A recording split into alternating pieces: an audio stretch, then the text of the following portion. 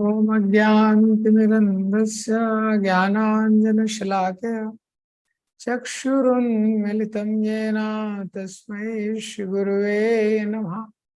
नमो विष्णुपादाय कृष्णपृष्ठाय भूतले श्रीमते भक्तिवेदान्त स्वामीति नामिने। नमस्ते सरस्वते देवे गौरवाणी प्रचारिणे निर्विशेषा शून्यवादी पाश्चात्य देशतारिणे। जय श्री कृष्ण चैतन्य प्रभु नित्यानंद श्री अद्वैत गदाधर शिवासादि गौर भक्त वृंद। हरे कृष्णा कृष्णा कृष्णा हरे हरे, हरे रामो राम राम हरे हरे।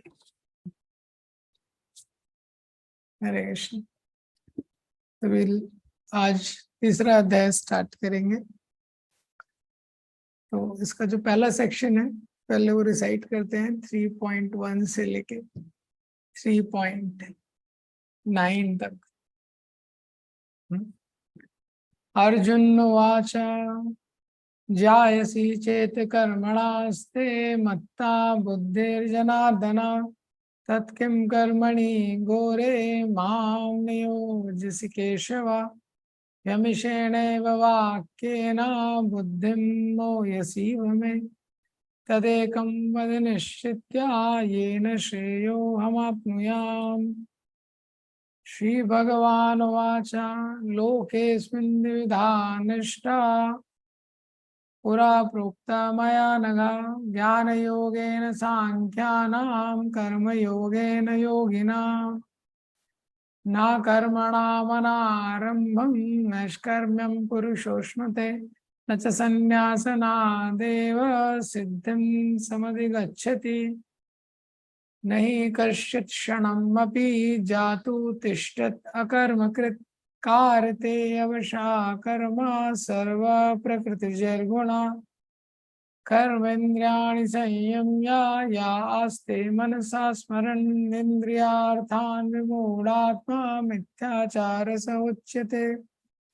यस्तु इन्द्रियाणि मनसा नियम्यारभते अर्जुन कर्मेन्द्रिया कर्मयोगम् असक्तः स विशिष्यते। नियतं कुरु कर्म त्वं कर्म ज्यायो हि अकर्मणा शरीरयात्रापि च ते न प्रसिद्धेत कर्मणा। यज्ञार्थात् कर्मणो निद्रा लोकोऽयं कर्म बन्धना तदर्थं कर्म कौन्तेय मुक्तसंगा समाचर।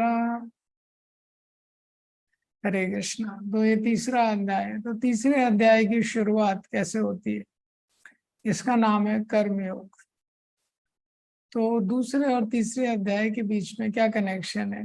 भगवान ने 2.49 में ये बोला था, दूरेणी आवरणम कर्मा बुद्धि योगा धनंजया। तो भगवान ने अर्जुन को बोला था दूरेन ही आवरण कर्मा, कि हे अर्जुन इस आवरण कर्मा, ये जो घोर कर्म है, ये जो अबॉमिनेबल एक्टिविटी है, इसको दूर रखो बुद्धि योगा धनंजया, बुद्धि योग के द्वारा।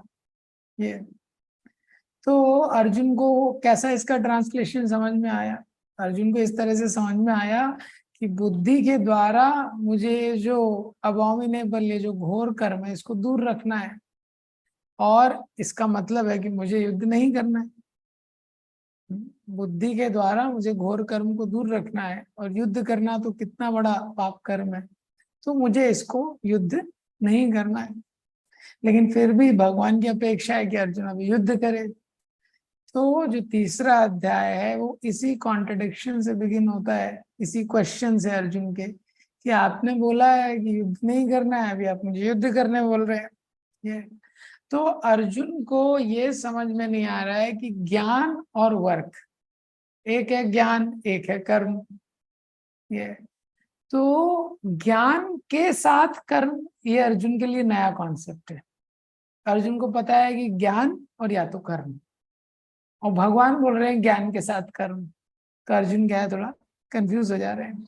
ये तो किसी भी टीचर को कुछ समझाना है तो उसी स्तर से समझाना पड़ेगा जिस स्टेज पे स्टूडेंट है। टीचर पीएचडी हो सकता है, लेकिन अगर स्टूडेंट सेकंड क्लास में है तो वही स्तर से उसको समझाना पड़ेगा।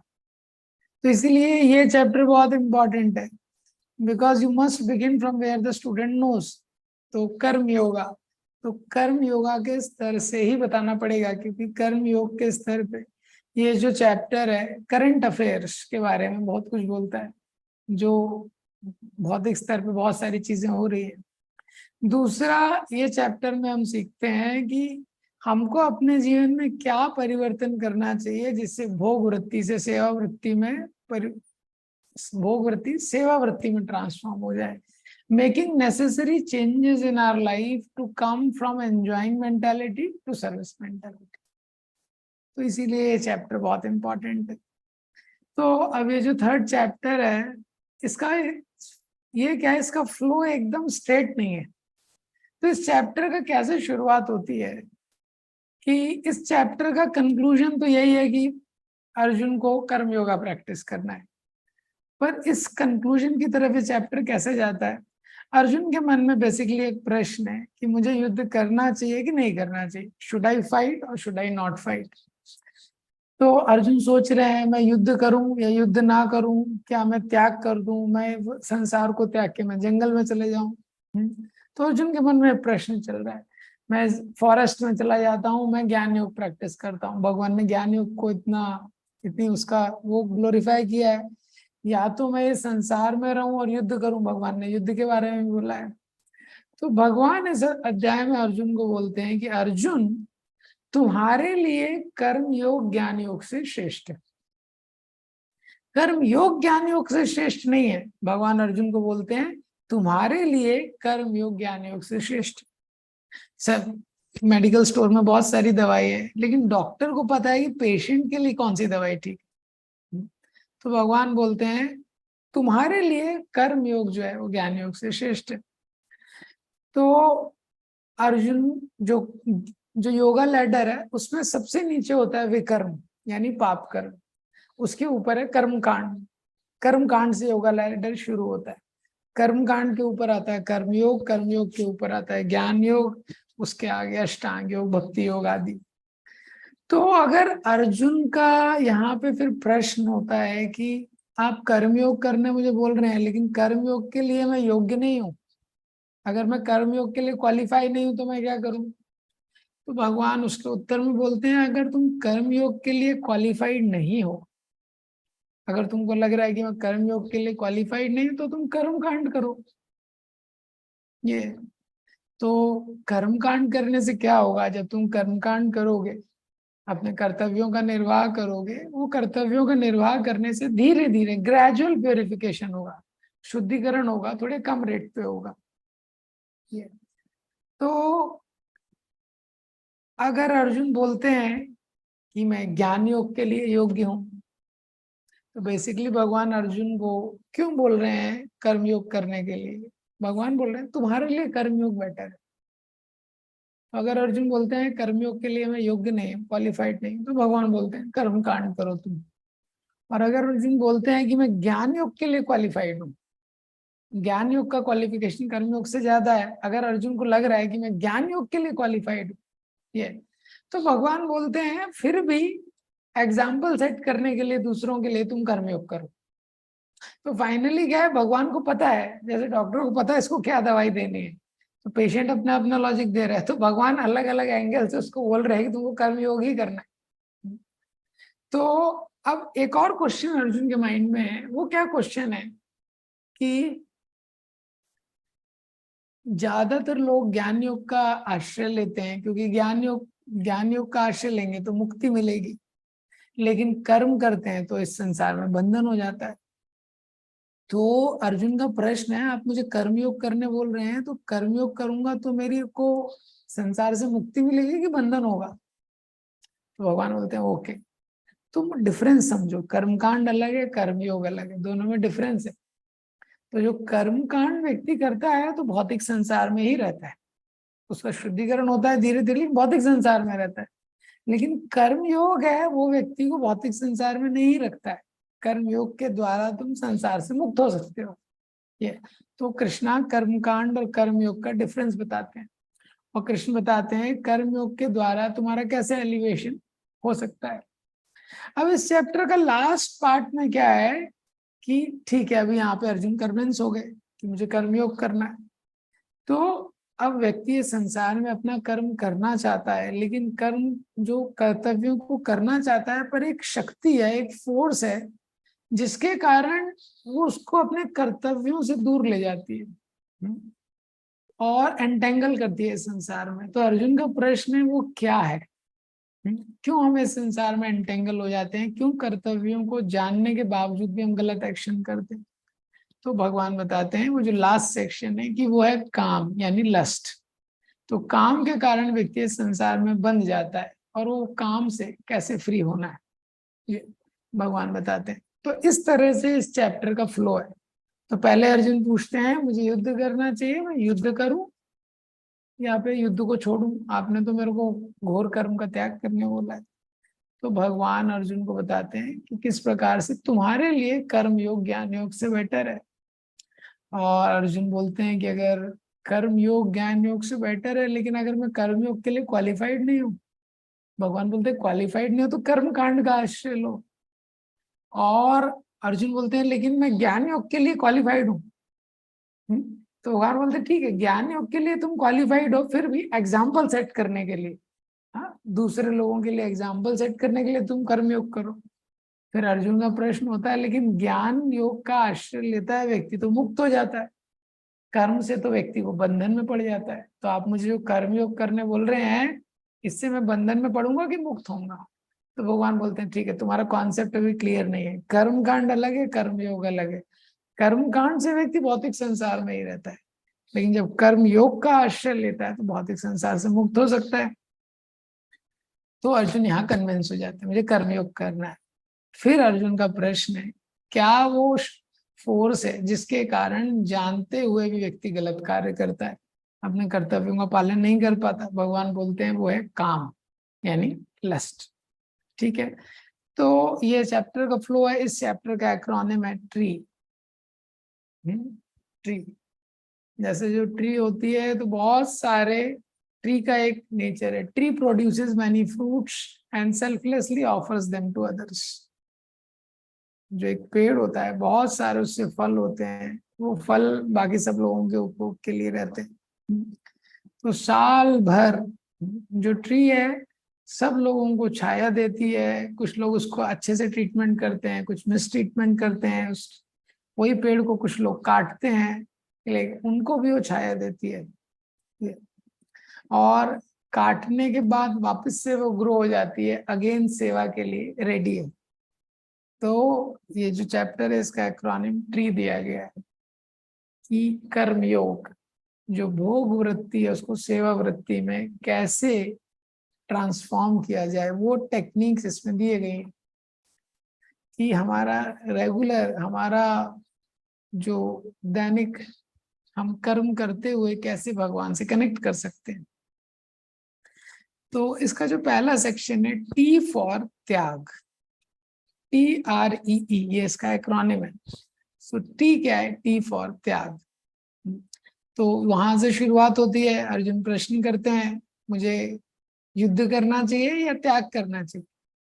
हाँ, वो पहला प्रश्न है। अर्जुन का कंफ्यूजन जो है ये are four rungs of yoga ladders, are four rungs of yoga ladder, RUNGS rungs, stairs of yoga ladder। तो 1 to 9 है त्याग, 10 to 16 है rungs of yoga ladder। E for exemplary, 17 से 35 है exemplary। और सेकंड E जो है वो है enemy of soul, 36 से 43। तो ये इसका एक्रोनिम है।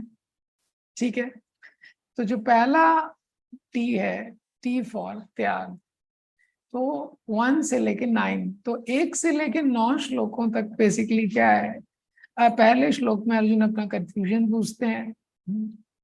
तो और अर्जुन बोलते हैं मैं युद्ध करूं या छोड़ दूं युद्ध। तो जब भी जीवन में कोई प्रॉब्लम आती है सबसे इजीएस्ट सोल्यूशन क्या लगता है? एस्केप, छोड़ दो सब कुछ ये। लेकिन भगवान बताते हैं 3 से लेकर 9 में जब अर्जुन क्वेश्चन पूछते हैं तो भगवान निष्काम कर्म योग के बारे में बताते हैं, वर्क विदाउट रिएक्शन, ऐसा काम जिसमें रिएक्शन नहीं लगेगा। ये फिर अर्जुन का प्रश्न होता है कि अगर लेकिन मैं इसके लिए क्वालिफाइड ही नहीं हूं, तो दूसरा आर, टी के बाद क्या है? Are, rungs on yoga ladder. इसमें भगवान 10 से लेके 16 तक अर्जुन को बताते हैं कर्म कांड टू कर्म योगा। ये ठीक है, अगर कर्म योग के लिए तुम क्वालिफाइड नहीं हो तो कर्म कांड करो, कर्म कांड करोगे धीरे धीरे शुद्धिकरण होगा, कर्म योग के लिए क्वालिफाई हो जाओगे, ऐसा है। तो ये है 10 से लेके 16 तक, तो कर्म कांड से लेके कर्म योगा तक।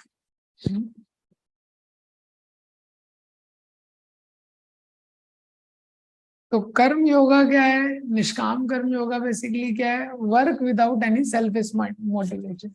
व्यक्ति कार्य तो करता है लेकिन फलों से उसकी कोई आसक्ति नहीं है। तो इस लेवल पे जब कोई स्पिरिचुअलिस्ट पहुंच जाता है तो उसको कार्मिक रिएक्शन नहीं लगते। तीसरा ई है एग्जाम्पलरी, 17 से लेके 35 तक। तो अर्जुन प्रश्न करते हैं लेकिन अगर मैं ज्ञान योग के लिए क्वालिफाइड हूँ, तो भगवान ने ज्ञान योग के लिए भी क्वालिफिकेशंस बताई हैं चैप्टर में। तो अर्जुन जब वो सुनते हैं, अर्जुन बोलते हैं ये क्वालिफिकेशन तो है मेरे में शायद। तो भगवान बताते हैं 17 से 35 में तुम में क्वालिफिकेशन है, फिर भी लोक संग्रहम एवापि, लोगों के लिए एक सही उदाहरण प्रस्तुत करने के लिए, ई फॉर एग्जाम्पलरी, एक सही उदाहरण प्रस्तुत करने के लिए काम करना चाहिए। तो इस संसार में जो लोगों का हृदय शुद्ध हो चुका है और वो ज्ञान लोगों के लिए, ज्ञान योग के लिए क्वालिफाइड भी हैं, फिर भी इस संसार में वो कार्य करते हैं। क्यों कार्य करते हैं? दूसरों के लिए एग्जाम्पल सेट करने के लिए। और फिर लास्ट ई है एनिमी ऑफ द सोल, 36 से 43। तो अर्जुन जब ये पूछते हैं, जब ये सुनते हैं कि ठीक है काम करना चाहिए, तो ये इतना लॉजिकली भगवान ने सारे चैप्टर में एक्सप्लेन किया है। तो ये एक्सप्लेनेशन सुनने के बाद व्यक्ति को लगेगा ये तो बहुत अच्छा है, अब मुझे डेडिकेट होकर अपने कर्तव्यों का पालन करना है। तो अर्जुन का यहाँ पे प्रश्न होता है कि संसार में, जीवन में व्यक्ति को पता है कि बेस्ट कोर्स ऑफ एक्शन क्या है, क्या मुझे करना चाहिए, क्या शास्त्रों में लिखा हुआ है, ये सब जानते हुए भी बार बार क्यों वो गलत काम करता है और क्यों वो शास्त्र के विरुद्ध आचरण करता है। तो भगवान बताते हैं कि जो आत्मा है, आत्मा का जो शाश्वत स्वरूप है, हाँ, आत्मा का स्वरूप क्या है? वो सच्चिदानंद है, ये है। और आत्मा का स्वभाव क्या है? To love and selflessly serve without any personal agenda. तो आत्मा का स्वभाव है सबको प्रेम करना, सबको, सबकी सेवा करना बिना किसी स्वार्थ के लिए। लेकिन वही जब सोल यहाँ पे आता है तो उसका जो लव है वो लस्ट में ट्रांसफॉर्म हो जाता है। जैसे बारिश का पानी एकदम शुद्ध होता है, जब वो पृथ्वी पे आता है धूल के साथ मिलने के कारण वो क्या हो जाता है? गंदा हो जाता है। तो ये जो लस्ट है यही आत्मा का सबसे बड़ा एनिमी है, विधि एनम ही वेरिना। ठीक है, तो ये चैप्टर का फ्लो है, TREE, ये आप याद रखिएगा। तो T फॉर त्याग, 1 से 9। इस 1 से 9 में भगवान ने निष्काम कर्म योग को एक्सप्लेन किया है अर्जुन के क्वेश्चन के बाद।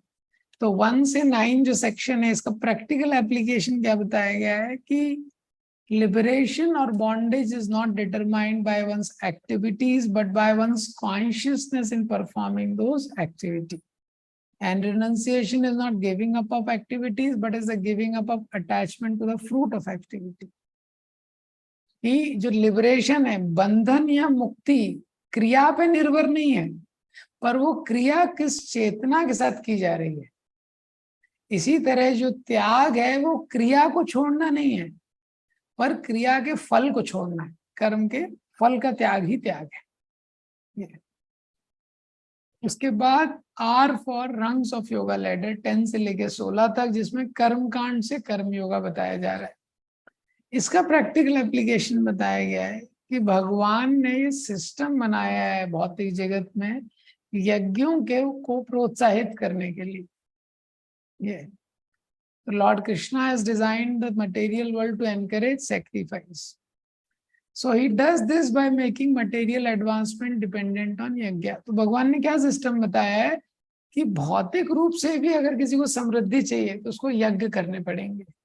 ये और जब वो यज्ञ करता है तो उसको भौतिक समृद्धि भी मिलती है, उसका हृदय भी शुद्ध होता है और वो प्रगति करता है। तीसरा सेक्शन है ई फॉर एग्जाम्पलरी 17 से 35। सो इसका प्रैक्टिकल एप्लीकेशन है कि जो भी व्यक्ति जो फुल नॉलेज में रहता है, one in full knowledge is above material attachment, he does not need prescribed duties for purification, still he acts setting the example for others who are less knowledgeable। तो इसका बताया गया है कि जिस व्यक्ति का हृदय शुद्ध हो चुका है और जो ज्ञान में स्थित है और कोई भौतिक आसक्ति उसमें नहीं है, तो उसके लिए कोई भी प्रिस्क्राइब ड्यूटी नहीं है, उसके लिए कोई भी कर्तव्य कर्म जरूरी नहीं है करना, क्योंकि वो ऑलरेडी शुद्ध है। कर्म व्यक्ति कर रहा है शुद्धिकरण के लिए, उसका हृदय शुद्ध हो गया है, फिर भी वो इस संसार में कर्म करता है। क्यों करता है? जो व्यक्ति कम बुद्धिमान है उनके लिए एक सही उदाहरण प्रस्तुत करने के लिए। और लास्ट ई है एनिमी ऑफ द सोल 36 से 43। ये तो इसका प्रैक्टिकल एप्लीकेशन है कि हमको समझना चाहिए कि संसार में हमारी भक्ति में प्रगति में ये बहुत बड़ा बाधक है काम यानी भोग की जो इच्छा है, भोग वासना जो है। और ये भोग की जो इच्छा है, काम वासना है, इसको व्यक्ति कैसे नियंत्रण में कर सकता है? By regulations of religious life, इंद्रिय संयम के द्वारा, और by cultivating knowledge of soul, real nature, दिव्य ज्ञान के द्वारा। तो इंद्रियों को रेगुलेट करना पड़ेगा और दूसरा क्या है, सोल का जो रियल नॉलेज है उसको कल्टीवेट करना पड़ेगा। ठीक है, तब इस चैप्टर को स्टार्ट करते हैं। इसका एक्रोनिम है ट्री, इसमें है 43 वर्सेस।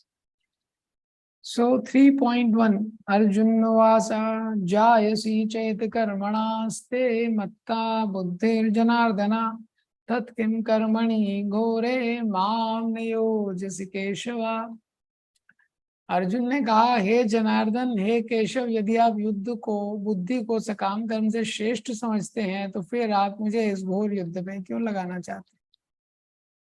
अर्जुन ने बोला, जायसी चेत कर्मणास्ते, जायसी यानी श्रेष्ठ, चेत यदि, तो अगर आप समझते हैं बुद्धिर जनार्दना, अगर आपका मत ऐसा है कि कर्म से बुद्धि श्रेष्ठ है, कर्म से बुद्धि श्रेष्ठ है, अगर आपका ऐसा मत है जनार्दन, हे जनार्दन, तत्किं, तो आप कर्मणि घोरे, मुझे इस घोर कर्म में नियोजसी, क्यों नियोजित कर रहे हैं, हे केशव। तो भगवान कृष्ण के यहाँ पे दो नाम लिए गए हैं, केशव और जनार्दन। जनार्दन का मतलब है जन और अर्दन का मतलब है टू रिलीव फ्रॉम मिजरी। तो जो लोगों के दुख, अपने जनों का जो दुख दूर करने वाले हैं वो जनार्दन है। तो अर्जुन बोल रहे हैं, भगवान आप तो सब अपने जनों का दुख दूर करने वाले हैं, आप मुझे दुख क्यों दे रहे हैं ये टेंशन में डाल के? आपका नाम तो जनार्दन है, आपको टेंशन कम करना चाहिए, आप मेरा टेंशन बढ़ा रहे हैं, युद्ध में मुझे एंगेज करने के लिए बोल रहे हैं। तो आपका अगर ऐसा मानना है कि बुद्धि श्रेष्ठ है और घोर कर्म को, तो आप मुझे इस घोर कर्म में क्यों लगा रहे हैं? दूसरा, आपका नाम केशव है। केशव का अर्थ क्या है? का यानी ब्रह्मा, ईश यानी शिवा, वा यानी वैसे। ब्रह्मा और शिवा भी जिसके वश में है वो केशव है। तो अगर आपने एक बार ऑर्डर दे दिया तब तो मानना ही पड़ेगा, कोई ऑर्डर तो मना कर नहीं सकता है क्योंकि आपका नाम केशव है। तो इसीलिए अर्जुन का प्रश्न है कि आप मुझे इस युद्ध में, घोर युद्ध में क्यों लगा रहे हैं? ये क्योंकि घोर कर्म है ये। तो अभी देखिए अर्जुन का ये जो क्वेश्चन है कि मुझे युद्ध करना चाहिए कि नहीं करना चाहिए, ये प्रश्न कहाँ से आ रहा है? भगवत गीता के दूसरे अध्याय में 2.65, 2.70, 2.71, ये तीनों श्लोकों ने भगवान ने कैसे एंड किया है? शांति, शांति शब्द से। प्रसादे सर्व दुखानाम हानिर्यस्युपजायते प्रसन्न चेतसा यासो बुद्धि परिवर्तिष्ठते। तो भगवान ने 2.65, तो इसमें बताया है कि तुम्हारी बुद्धि स्थिर हो जाएगी 2.65 में। फिर 2.70 भगवान ने बताया आपूर्यमानम अचलम प्रतिष्ठम समुद्रमापा प्रविशन्ति यद्वत् तद्वत् कामायम प्रविशन्ति सर्वे स शांतिम आपनोति न कामना। तुमको शांति मिलेगी, स शांति। 2.71 में विहाय कामान यत्सर्वान् पुमांश्यति निस्पृहा निर्ममो निरहंकार स शांतिम अधिगच्छति। तो वहां पे भगवान ने बोला तुमको शांति मिलेगी। तो अर्जुन ने क्या है, शांति पे फोकस कर लिया, क्योंकि अर्जुन को शांति चाहिए, वो टेंशन में है। तो व्यक्ति की जैसी चेतना रहती है वो उस चीज पे फोकस करता है। तो भगवान ने बार बार ये शांति बोला है। हाँ, तो अर्जुन ने वो शांति पकड़ लिया है। तो अर्जुन पहले भी पहले अध्याय के 45वें श्लोक में देखेंगे, अर्जुन युद्ध छोड़ना चाहता है, युद्ध नहीं करना चाहता है। उसका स्ट्रॉन्ग इंक्लिनेशन है, मन का बहुत बहुत तीव्र ऐसी इच्छा है, ये युद्ध छोड़ना है ये। और भगवान ने भी इतनी बार शांति बोल दिया। तो अर्जुन सोच रहे हैं भगवान चाहते हैं कि मुझे शांति मिले, लेकिन भगवान ने 2.37, 38 में ये भी बोला है तुम युद्ध करो। भगवान ने बोला है कि युद्ध जिस क्षत्रियो को मिलता है, सुखिना क्षत्रिया पार्था लवंते युद्धम मिदृशम, जिस क्षत्रिय को युद्ध करने का अवसर मिलता है वो क्षत्रिय बहुत भाग्यशाली है। तो अर्जुन कंफ्यूज हो गए कि भगवान शांति के बारे में बोल रहे हैं, युद्ध के बारे में बोल रहे हैं, मुझे क्या करना चाहिए। तो भगवान ने जो शांति के बारे में बोला, ये आउटर पीस नहीं है, ये इनर पीस है। ये बाहरी शांति नहीं है, ये अंदर वाली शांति है। और वो अंदर वाली शांति कब मिलती है? जब व्यक्ति को आत्म साक्षात्कार होता है। और आत्म साक्षात्कार उसको कब होता है? जब वो निरासक्त भाव से बिना आसक्ति के कर्म करता है। ये तो अर्जुन के केस में वो डिटैच्ड वर्क का मतलब क्या है कि तुम युद्ध करो कर्तव्य के लिए, हाँ, बिना प्रॉफिट लॉस कैलकुलेशन के, जो भगवान ने बोला है सुखे दुखे समय कृत्वा लाभो लाभो जया जय। तो भगवान का इंस्ट्रक्शन क्या है कि fight externally and find peace internally. बाहरी रूप से तुम युद्ध करो लेकिन अंदर वाली शांति तुमको मिलेगी। तो कॉन्ट्रडिक्टरी नहीं है भगवान का इंस्ट्रक्शन। लेकिन अर्जुन को क्या है समझ नहीं आ रहा है, क्योंकि अर्जुन की आसक्ति है कि युद्ध नहीं करना है। तो अर्जुन ने प्रश्न किया है कि अगर आपको लगता है, अगर आपका ऐसा मानना है कि बुद्धि श्रेष्ठ है कर्म से, तो आप मुझे इस घोर कर्म में क्यों लगा रहे हैं? वहां से अर्जुन का एक क्वेश्चन आया है। तो भगवान ने पिछले वाले चैप्टर में भी बुद्धि की भी बहुत सराहना की है। बुद्धि योगा धनंजया बुद्धो शरणम अन्विच्छा। तो वो भी अर्जुन ने पकड़ लिया है कि भगवान ने बुद्धि के बारे में बहुत कुछ बोला है। 2.49 में फिर अर्जुन भगवान ने बोला है दूरे नहीं आवरण कर्मा। तो वो सब अर्जुन ने पकड़ लिया है, इसलिए अर्जुन युद्ध नहीं करना चाहता है। तो अर्जुन को लग रहा है कि ये जो घोर कर्म है, इनऑस्पिशियस वर्क है, जो भगवान ने बोला है जो दूर रखना है, वो युद्ध करना है, अपने अपने रिश्तेदारों से युद्ध करना, इससे बड़ा घोर कर्म क्या होगा। इसलिए अर्जुन का एक क्वेश्चन आया है ये। तो भगवान की जो डेफिनेशन है इनऑस्पिशियस एक्टिविटी या घोर कर्म की, वो अलग है। जो अर्जुन की परिभाषा है वो अलग है, इसलिए कंफ्यूजन क्रिएट हो रहा है। तो अर्जुन को लग रहा है युद्ध करना घोर कर्म है। भगवान की परिभाषा क्या है कि कोई भी जो कार्य है वो आसक्ति से जब किया जाता है तो वो घोर कर्म है। तो दोनों डेफिनेशन में, तो इसलिए भगवान अर्जुन को इंस्ट्रक्ट कर रहे हैं तुम अपना कर्तव्य करो लेकिन अटैचमेंट छोड़ो, ये जो बुद्धि होगा है। तो इसलिए ये क्वेश्चन अर्जुन का आया है। तो विश्वनाथ चक्रवर्ती ठाकुर यहाँ पे लिखते हैं कि यहाँ पे action offered to the lord without personal desire is describe. जो घोर कर्म है वो क्या है कि जो घोर कर्म है वो है जो अपनी आसक्ति के लिए किया जाता है। लेकिन भगवान कौन सा कर्म करने बोल रहे हैं कि भगवान की इच्छा के लिए जो किया जाता है विदाउट पर्सनल डिजायर, ये तो वो बताया गया है। तो जो बुद्धि है फिक्स इंटेलिजेंस। वो कौन सी बुद्धि है जो श्रेष्ठ है? जायसी चेत कर्मणास्ते मत्ता बुद्धि। जो भगवान ने कौन सी बुद्धि योग के बारे में बात किया है दूसरे अध्याय में, ऐसी बुद्धि जो 3 गुणों के परे है। वो तो इसलिए अर्जुन का ये प्रश्न है। अब प्रभुपाद जी ने इसमें बहुत सुंदर तात्पर्य लिखा है। प्रभुपाद जी बताते हैं कि sometimes Krishna consciousness is misunderstood as inertia, but without being trained in philosophy of Krishna consciousness, it's not advisable to chant the holy name of Krishna in secluded place. कि कई बार लोग ये सोचते हैं कि कृष्ण भावनामृत में आना ये क्या है, हिंदी में आप लोग पढ़ सकते हैं, किंतु कृष्ण भावना, कभी कभी कृष्ण भावनामृत को भूल से जड़ता समझ लिया जाता है, और ऐसी भ्रांत धारणा वाला मनुष्य भगवान कृष्ण के नाम जप द्वारा पूर्णतः कृष्ण भावना भावित होने के लिए प्राय एकांत स्थान में चला जाता है, किंतु कृष्ण भावनामृत दर्शन में प्रशिक्षित हुए बिना एकांत स्थान में जप करना ठीक नहीं है। तो प्रभुपाद जी बता रहे हैं कॉमन मिस्टेक है। कोई भी जो भक्ति में जैसे ही हम प्रगति करना, भक्ति जैसे ही स्टार्ट करते हैं, तो हर जो न्यूफाइड डिवोटी होता है, जो नौसिखिया भक्त होता है, वो अपने जिम्मेदारियों को छोड़ना चाहता है जैसे ही भक्ति में आता है।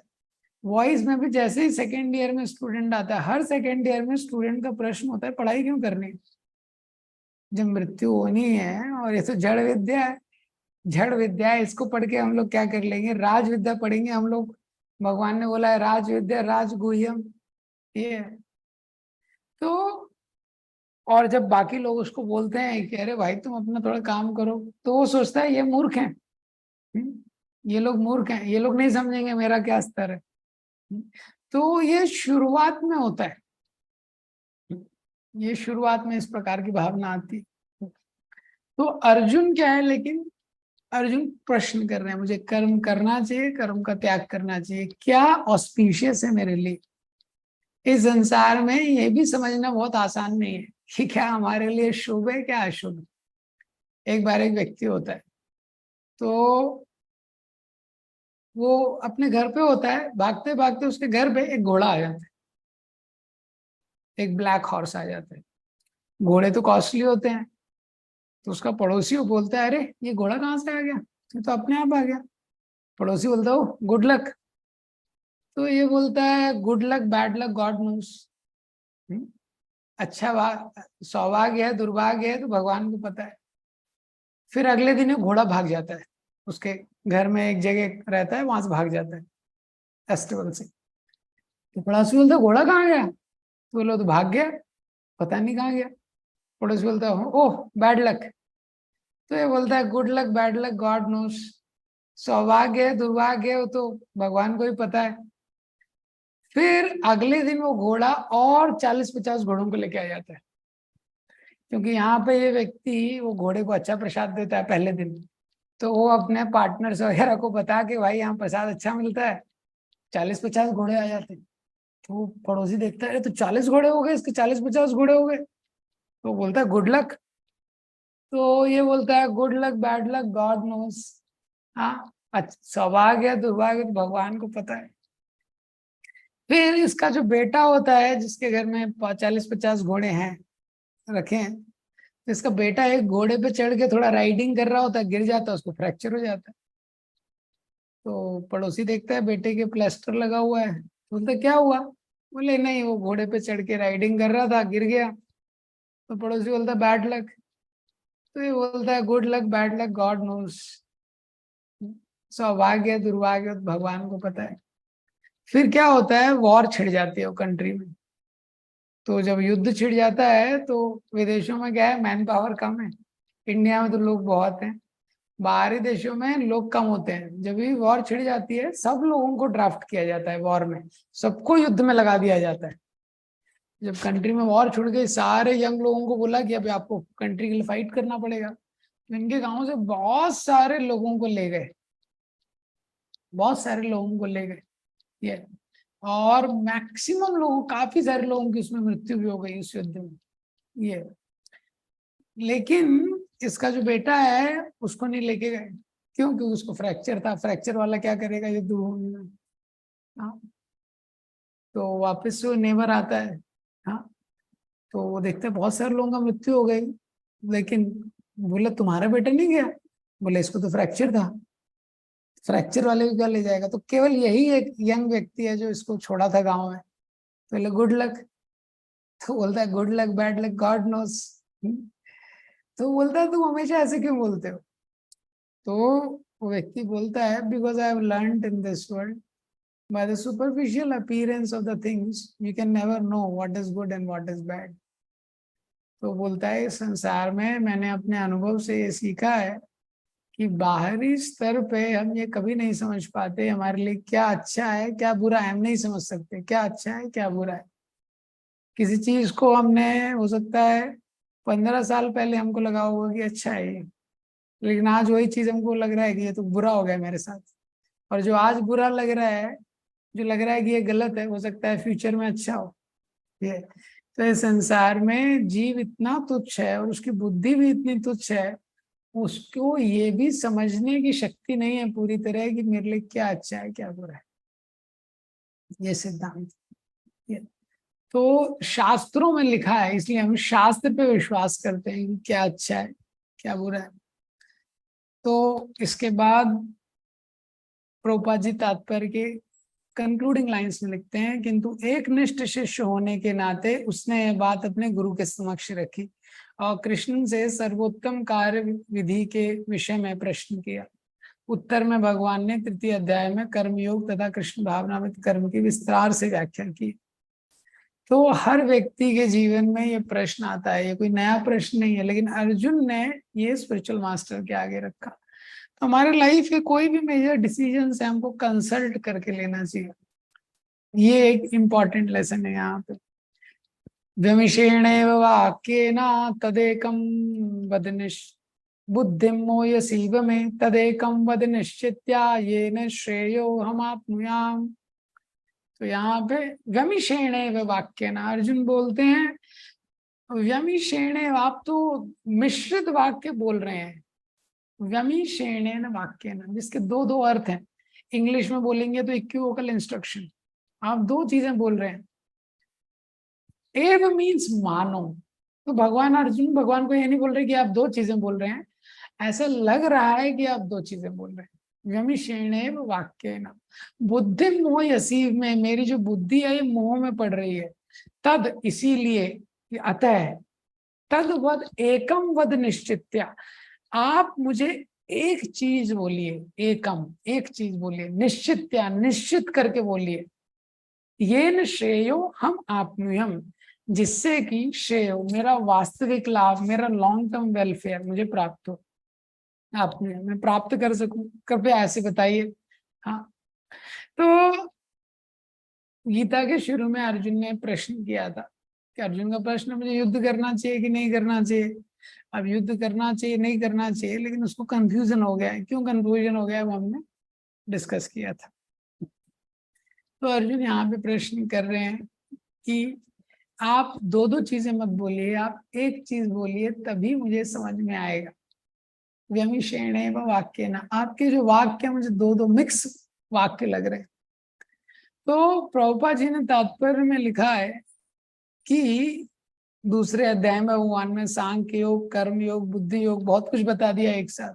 तो अर्जुन थोड़ा कंफ्यूज हो गए हैं, तो उनको और ऑर्गेनाइज आउटलाइन चाहिए, जिससे कि सांख्य योग अथवा आत्मा तथा पदार्थ की प्रकृति का वैश्लेषिक अध्ययन उन लोगों के लिए है जो व्यावहारिक ज्ञान तथा दर्शन द्वारा वस्तुओं का चिंतन एवं मनन करते हैं।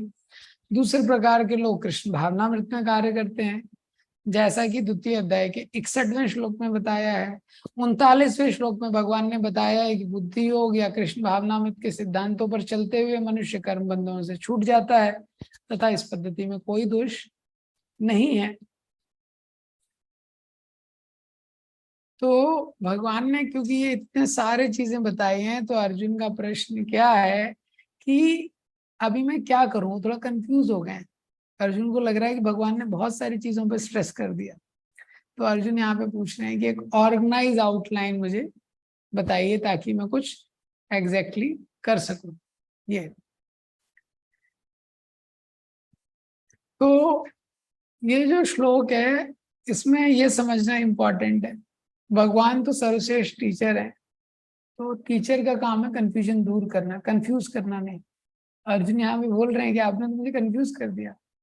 तो टीचर की ड्यूटी है क्लैरिफाई करना संशय को, और स्टूडेंट की ड्यूटी है राइट इंक्वायरी। तो अर्जुन राइट इंक्वायरी कर रहे हैं। राइट इंक्वायरी क्या है?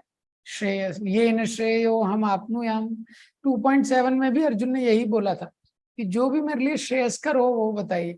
3.2 में भी अर्जुन यही बोल रहे हैं, जो भी मेरे लिए श्रेयस्कर हो वो बताइए। तो हमको केवल यही प्रश्न करना चाहिए भगवान से, यही प्रार्थना करना चाहिए। क्या प्रार्थना करना चाहिए? स्पेसिफिक्स भगवान को नहीं बताने चाहिए कि भगवान आप ये चीज कर दीजिए, ये सॉल्व कर दीजिए, अभी मेरा हेल्थ ठीक कर दीजिए, फिर ये कर दीजिए, फिर मेरा प्रमोशन कर दीजिए। नहीं, हमको ये बोलना चाहिए जो आपको श्रेयस्कर लगता है वो कीजिए। What ever you think best for me that you should do. तो इसलिए अर्जुन यही बोल रहे हैं बार बार एक अच्छे स्टूडेंट का रिप्रेजेंट करते हुए कि जो भी मेरे लिए श्रेयस्कर है वो बताइए। और भगवान जो है वो बेस्ट टीचर है, तो भगवान कंफ्यूज नहीं करना चाहते, लेकिन अर्जुन कंफ्यूज हो गए। क्यों कंफ्यूज हो गए? क्योंकि हमारे मन का एक स्वभाव है कि हमारा जो मन है इसका भी एक अंडरस्टैंडिंग का एक नेटवर्क है, एक कैपेसिटी है। तो जो हम जानते हैं उसी के कॉन्टेक्स्ट में चीजों को समझते हैं। हमारा एक कॉन्सेप्शन बना हुआ है, तो मेंटल कवर्ड है एक। जैसे कवर्ड होता है ना, कवर्ड में आप सामान रखते हैं एक अलमारी में, तो अलमारी की जितनी कैपेसिटी उतनी सामान आ जाएगा, आ सकता है। उससे ज्यादा कुछ सामान होगा, उससे कुछ बड़ा होगा, तो आपको अलमारी के ऊपर रखना पड़ेगा। ऐसे ही क्या होता है, हमारी मन की एक कैपेसिटी। जैसे एक एग्जांपल देता हूँ, जैसे मैच फिक्सिंग, ये एक शब्द है, मैच फिक्सिंग। हाँ, तो कुछ सालों पहले तक आप पहले जाएंगे जब क्रिकेट वगैरह इतना पॉपुलर नहीं था, तो ये शब्द का यूज, तो कोई बॉय गर्ल का शादी होना है, किसी लड़के लड़की का शादी होना है, तो उसके लिए ही ये शब्द उपयोग किया जाता था, मैच फिक्सिंग। लेकिन आज की डेट में क्रिकेट जब से ज्यादा पॉपुलर हो गया है, तो दूसरे कॉन्टेक्स्ट में ज्यादा फेमस है मैच फिक्सिंग। हाँ, क्रिकेट में मैच फिक्सिंग होता है, आपको पता है, करेक्ट। तो व्यक्ति को जो कॉन्टेक्स्ट पता है उसके अकॉर्डिंग वो उसका मीनिंग लेगा, ये पॉइंट है। तो इसीलिए क्या होता है, हमारा एक मेंटल कवर्ड है। तो मेंटल कवर्ड में जो भी अनफेमिलियर चीज आ जाती है, जिसको हम जानते नहीं है, तो वो फिट नहीं होती है मेंटल कवर्ड में, वो थ्योरी। हाँ, जैसे साइंस में एक सेइंग है, theory that we like we call them facts, and facts we dislike we call them theories. Science में सेइंग है। तो इस संसार में इसी तरह क्या होता है, जीवन में ऐसी स्थितियां आती हैं जहाँ पे हमारे मन के कवर्ड में कुछ चीज फिट नहीं होती है। हाँ, हमारी जो अंडरस्टैंडिंग है, अभी तक हमने जो सीखा है, उसमें वो चीज फिट नहीं होती। तो जब वो फिट नहीं होती है और उसको हम जो समझना है, तो व्यक्ति को बहुत विनम्रता चाहिए और उसको बहुत डिटर्मिनेशन चाहिए, उसको जानना है। तो अर्जुन अभी तक क्या सोच रहा है? अर्जुन सोच रहा है कर्म है और ज्ञान है, कर्मा एंड ज्ञान। और कृष्ण क्या इंट्रोड्यूस कर रहे हैं? कर्मा विद ज्ञान। तो नया कॉन्सेप्ट है, अर्जुन के मेंटल घोड़ में फिट नहीं हो रहा है। तो अर्जुन बोल रहा है, आप दो दो बात बोल रहे हैं, कभी कर्म बोल रहे हैं, कभी ज्ञान बोल रहे हैं। लेकिन भगवान बोल रहे हैं मैं तो एक ही चीज बोल रहा हूँ, कर्मा विद ज्ञान। और अर्जुन का अंडरस्टैंडिंग क्या है? कर्मा एंड ज्ञान। तो अर्जुन के आइडियाज क्या है? एक्शन और रिनंसिएशन, या तो मैं कार्य करूंगा या त्याग करूंगा। और भगवान क्या बोल रहे हैं? Action in renunciation. Getting the point? भगवान बोल रहे हैं क्रिया में ही फल का त्याग करना है, क्रिया का त्याग नहीं करना है। तो अर्जुन को लग रहा है काम करना है या त्याग करना है, भगवान बोल रहे हैं काम करना है और त्याग क्या करना है। तो इसीलिए अर्जुन क्या है, यहाँ पे कंफ्यूज हो रहे हैं। व्यमिषेण वाक्य ना बुद्धि मोयसी में, हाँ तदेकम वद। तो ये बहुत इंपॉर्टेंट ये चैप्टर है, इसमें बहुत इंपॉर्टेंट ये कॉन्सेप्ट है, कैसे संसार में रहते हुए हम सब फल की आसक्ति नहीं रखनी चाहिए। वही भगवान इसमें सिखाने वाले हैं। फल हमको भगवान को अर्पण करना है। हाँ, जो फल है वो भगवान को अर्पण करना है, तब संसार में हम मुक्त रूप से रह सकते हैं और आगे बंधन हमको लगेगा नहीं। नहीं तो बार बार जन्म लेना पड़ेगा, जैसे ही जन्म लेंगे शरीर मिलेगा, शरीर मिलेगा कष्ट होगा। हाँ, जैसे ही शरीर मिलेगा तो इतनी सारी बीमारियां हैं, इतने सारे प्रॉब्लम्स, बहुत सारे इश्यूज, तो सब वो शरीर से शुरू होते। तो वो कॉन्सेप्ट, तो अर्जुन का यहाँ पे कंफ्यूजन है। व्यमिषेणे वाक्य ना बुद्धि मोयसी में, आप मुझे दो दो चीजें बोल रहे हैं, इसलिए आप एक चीज मुझे बोलिए, ये जिससे कि मेरा श्रेयस्कर हो। तो ये आगे अभी जो सेक्शन है कल जो पढ़ेंगे उसमें भगवान एक्सप्लेन करेंगे निष्काम कर्मयोग का कॉन्सेप्ट। हरे कृष्ण। श्रीमद् भगवद गीता की जय। श्रील प्रभुपाद की जय।